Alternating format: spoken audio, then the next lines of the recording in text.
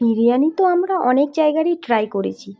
আজ আমাদের ইচ্ছা হলো একটু অন্যরকম বিরিয়ানি খাওয়ার। তো তার জন্যই আমরা চলে গিয়েছিলাম শ্রীরামপুরের আমিনিয়াতে। আর আমিনিয়ার বিরিয়ানি খেয়ে আমাদের কেমন লাগলো সবই তোমাদের এই ভ্লগে আমি জানাবো।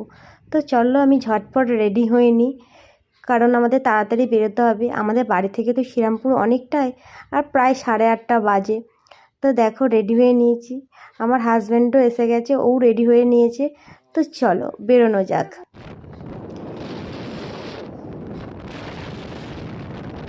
তো আমরা শ্রীরামপুর ব্রিজের কাছে চলে এসেছি, আর খানিকক্ষণের মধ্যেই আমরা পৌঁছে যাব।